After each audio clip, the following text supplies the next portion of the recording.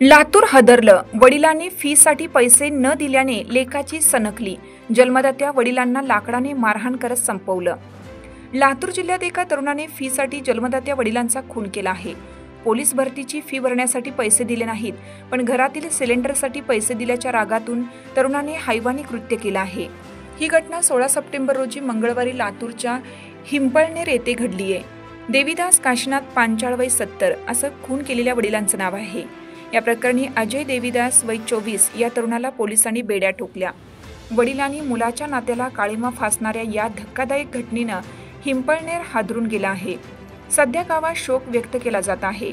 संबंधित प्रकरणाची माहिती पोलिसांना दिली असता मुलाने आपल्या वडिलांना पोलीस भरतीसाठी फी भरायला न दिल्याच्या रागातून हत्या केल्याचे हे धक्कादायक कारण ऐकून पोलिसांनाही धक्का बसला होता।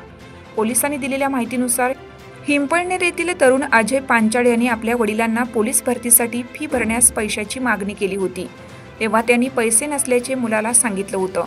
त्यानंतर अजयने पोलीस भरतीची फी भरण्यासाठी पैसे न देता गॅस का भरला असा उलट प्रश्न केला। त्यानंतर त्याने रागाच्या भरात वडिलांना लाकडाने बेदम मारहाण केली। या मारहाणीतच वडिलांचा दुर्दैवी मृत्यू झाला।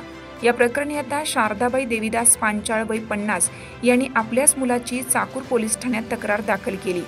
त्यानंतर पोलिसांनी मुलाच्या मुसक्या आवळल्या आहेत। संबंधित घटनेची माहिती पोलिसांना मिळताच घटनास्थळी दाखल झालेल्या उपविभागीय पोलीस अधिकारी पोलीस निरीक्षक बालाजी भंडे यांनी भेट दिली। दरम्यान न्याय सहाय्यक वैज्ञानिक प्रयोगशाळेच्या पथकानेही घटनास्थळी धाव घेत नमुने घेतले आणि पुढील तपास सुरू असल्याचं समजतंय।